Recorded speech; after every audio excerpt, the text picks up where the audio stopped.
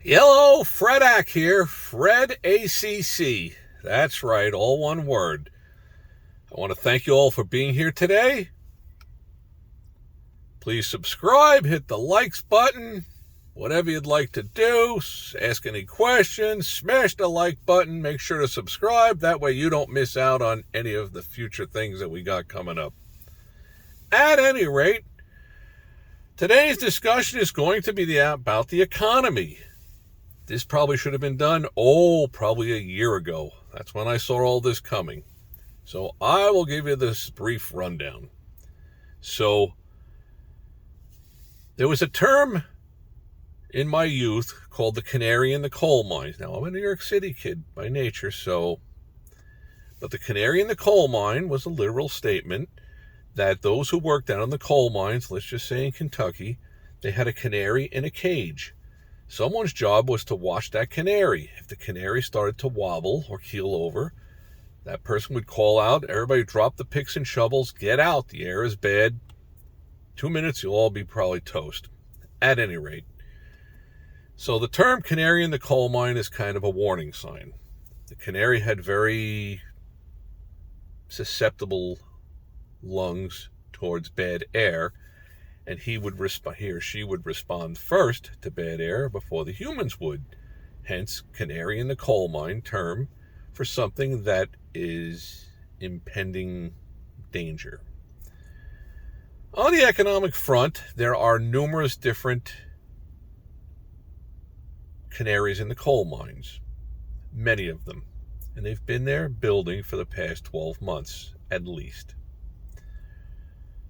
This will be a brief, short economics discussion about what I believe. It's only my opinion. This is not financial advice. I am not telling people what to do. I'm just sharing some thoughts. Knowledge is power. That's what we state on our channel here, is that knowledge is power. The more knowledge you have, the more power you have. So, going back to our economic discussion, the nature of the United States and the globe is going in the downward direction. Commercial real estate, many vacant buildings are starting to pop up. Interest rates are rising. There was a real estate bubble that's probably in the early stages of popping. I am of the belief that you're looking at an economic collapse that will rival the 1930 Depression. Not what anybody wants to really hear about. My strong suggestion is get out of debt. Do not carry debt. Debt will hold you back, having debt. Be that as it may, I'm going back to the different economic scenario. So for what I perceive coming is that you have something out there called the BRICS nations, BRICS. There's no K in there. It stands for Brazil, Russia, India, China, South Africa. Those 5 nations are moving against the US dollar as the reserve currency of the world. You can do your homework, and you should. If you're a functioning adult with brain cells in your head, you don't need to listen to me or anybody else's wobble, blobble, blobble on these YouTube channels. And everything that I see on here is very, very slanted and very one-sided. But at any rate, I try to be transparent and speak to you about what I perceive is coming down the road. And then you have to take that information and incorporate it into your mindset towards what works for you. Be that as it may, going back to the BRICS nations, those 5 large nations are moving against the US dollar as the reserve currency of the world. The United States government enjoys a very special situation where they can just print endless money. No other nation can pull that off. Why? Because the US dollar is the reserve currency of the world. Most nations around this globe want their money for the stability to be in the US dollar. So, a brief history. If you go back to about 1500, the Dutch guilder was the reserve currency of the world. Now, North America, South America did exist. There was the Mayans and the Incas and whatever other Indians that were here in North America, but they weren't part of the European global economy. The Dutch guilder was, at the time, the strongest currency that most countries wanted their money to be in for the stability that it didn't fluctuate very much. That being said, from 1500 to about 1700, the Dutch guilder was the reserve currency for the world. Then around 1700, the British pound sterling became the reserve currency of the world. That's what most nations wanted their money to be in. Converted into British pound sterlings for the stability of it. The English Navy had grown and added a vast amount of landmass to what they were controlling. So they were viewed as the most stable nation and currency at that time.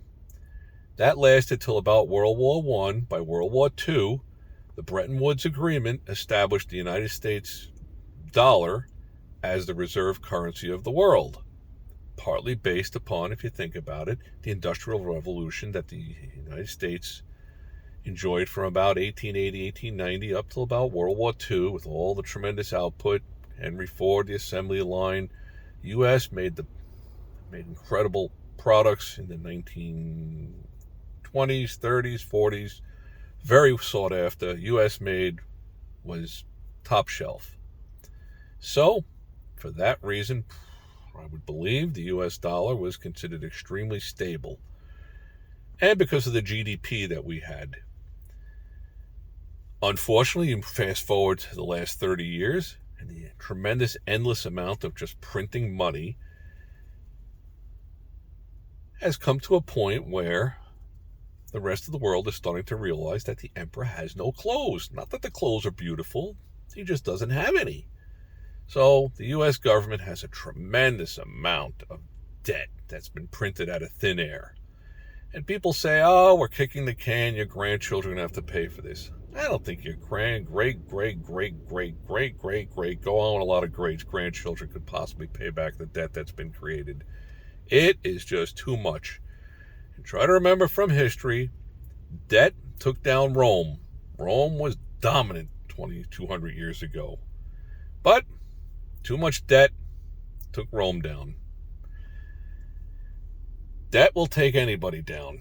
So we have all these different economic warnings going on. Probably the next shoe to drop is going to be the real estate bubble. Also, you have these cryptocurrencies. Do I believe in them? Who's to say? But they sure have a certain amount of validity. Blockchain makes a lot of sense if you actually look into it. For controlling your medical records, real estate transactions, there's a lot of different areas that blockchain would be extremely efficient. If you came to me in 1976, 1977 and had said to me, look, there's going to be a revolution in the world of the Postal Service. At that time, the Postal Service was probably the most profitable branch of the federal government. They made money, paid all the salaries, all the perks, and still were profitable. And if someone told me in 1977 that there'd be this thing in 15 years from now called email, and sooner than later they'll establish these things called bill pays and Zellies and this and that, I would have laughed. But the reality is that people ended up going to a new system with email and e-pay, and there's no more sending your Macy's bill or your water electric bill with a stamp on the envelope. All gone. So, is there the potential for the crypto world to become the new currency of the globe? Quite possible. But still, all these different things out there, the canaries in the coal mines, you're looking at the repo rates, real estate collapse. If it happens, and there's numerous other ones, commercial real estate, stores are closing, people are just tapped out. Alrighty, that's my economic sermon for today. So, digest this, and my other different postings. If you're not clear on them, rewatch them again. Please subscribe, hit the like button, smash the like button, ask any questions you might have, and we'll be posting some other interesting things. Alrighty, want to thank you all for being here today. Have a great day. May all your days be winning ones.